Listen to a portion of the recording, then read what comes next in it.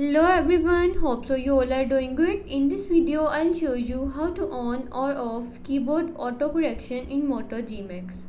Before starting the video, don't forget to subscribe and watch our complete video.